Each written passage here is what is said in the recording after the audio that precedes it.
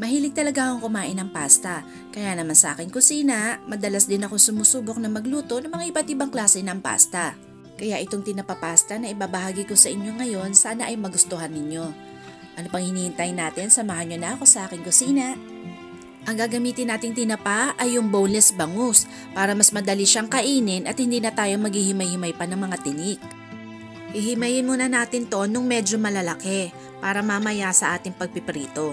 Mas masarap muna siyang iprito bago natin siya isutay. Pagkatapos natin maghimay, itatabi na muna natin ito. Handa na rin natin yung ating mga ibang kailangan sa pagluluto bago tayo magpakulo ng tubig. Dahil mamaya, sabayan natin lulutuin ang noodles at ang sauce.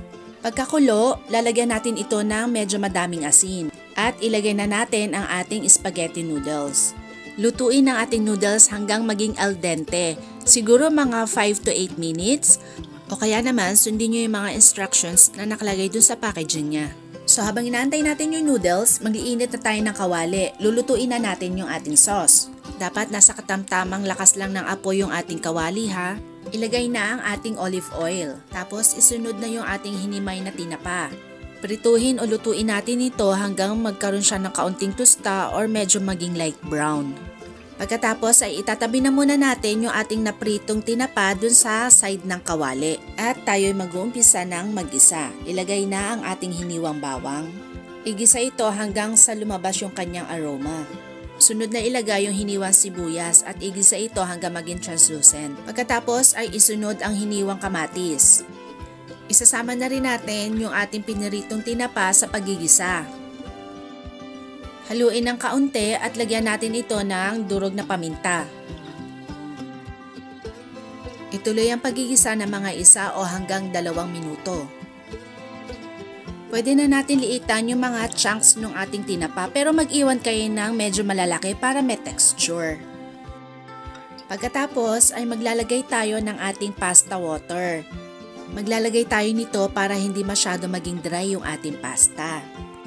Tapos haluin natin hanggang mag-combine na yung kanyang lasa.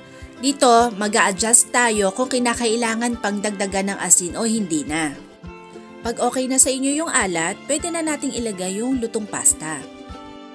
Ang tip ko sa inyo, dapat bago maluto ang ating noodles, luto na ang ating sauce dahil diretso na nating ilalagay yung ating noodles dun sa ating sauce. Haluin nyo ito hanggang makoat yung noodles ng ating sauce. Lagyan na rin natin ito ng ating chopped parsley.